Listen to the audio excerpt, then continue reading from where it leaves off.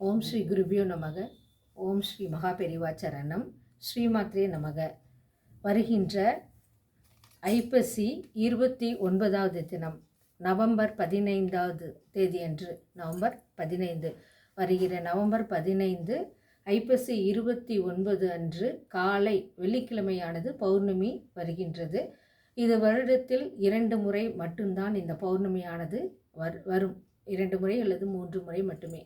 நமது இல்லங்களில் திருமணத்திற்காக காத்திருக்கக்கூடிய மணமகனாக இருக்கலாம், மணமகளாக இருக்கலாம், அவர்களுக்கு இந்த நாட்களில் உங்களது குலதெய்வ கோவிலாக இருக்கலாம், அல்லது வடக்கு பார்த்த அம்மன் சன்னதியாக இருந்தால் மிகவும் பிரசித்தி, அதுவும் இல்லை என்றால் கிழக்கு பார்த்த அம்மன் சன்னதியாக இருக்கலாம். ஏதாவது ஒரு அம்மன் சன்னதியில் அம்மனுக்கு நாம் செலுத்த வேண்டியவை என்று பார்த்தோமானால், அதாவது திருமணத்திற்காக காத்திருக்கக்கூடிய மணமகன் மணமகள், அவர்கள் திருமணத்திற்காக காத்திருக்கக்கூடிய மணமகன் மணமகள்கள் அவர்களுக்கு விரைவில் திருமணம் நடந்து முடிப்பதற்காக இது பரிகாரமானது செய்யப்படுகின்றது.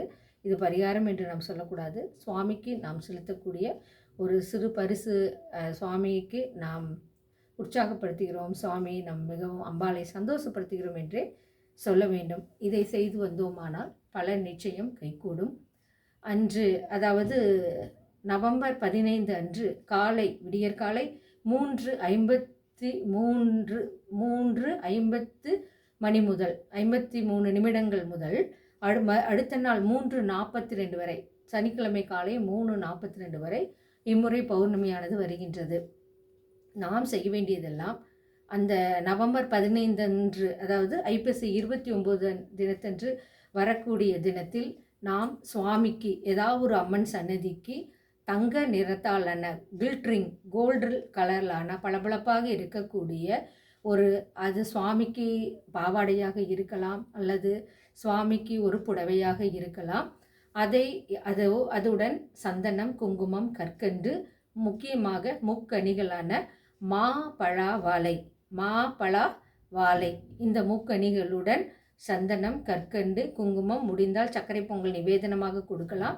முடியாதவர்கள் கற்கண்டை வைத்து கொள்ளலாம். தேங்காய் பழத்துடன் நாம் சுவாமிக்கு படைக்கும் பொழுது இல்லம் தேடி உங்களுடைய வரன் மணமகனாக இருக்கலாம் அல்லது மணமகளாக இருக்கலாம், நிச்சயம் திருமணம் என்பது கைகூடும். இதனால் பலன் பெற்றவர்கள் பல பேர். நீங்கள் இந்த பௌர்ணமிக்கு, வெள்ளிக்கிழமை வரக்கூடிய பௌர்ணமி அன்று அதிகாலையிலும் நாம் செய்யலாம். பணிக்கு செல்பவராக இருந்தால் மாலை வேளையில் பௌர்ணமி நிலவு ஒளியிலும் கூட அம்மனுக்கு உங்களுடைய பிரார்த்தனைகளை செலுத்தலாம். இவ்வாறு செய்து வந்தீர்களானால், இந்த முறை செய்தீர்களானால், அடுத்த பௌர்ணமிக்குள் உங்களுடைய பெண்ணிற்கோ அல்லது உங்களுடைய மகனுக்கோ டும் டும் என்ற கெட்டிமேள சத்தம் விரைவில் கேட்கும். இது மகாபெரிவாவினுடைய அருளாசியுடன் தங்களுக்கு வழங்கப்படுகின்றது.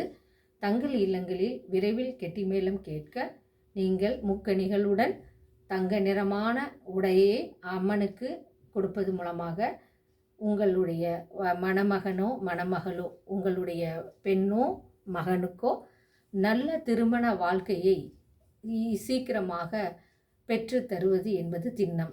ஓம் ஸ்ரீ மகாபெரிவா சரணம். ஜெய ஜெயசங்கர, ஹரஹர காஞ்சி சங்கர, காமகோடி சங்கர. ஓம் ஸ்ரீ குருபியோ நமக. ஓம் ஸ்ரீ மகாபெரிவா சரணம். ஸ்ருதி ஸ்மிருதி புராணானாம் ஆலயம் கருணாலயம் நமாமி பகவத் பாத சங்கரம் லோகசங்கரம். ஓம் ஸ்ரீ மகாபெரிவா சரணம். ஓம் ஸ்ரீ குருபியோ நமக. ஓம் ஸ்ரீ குருபியோ நமக.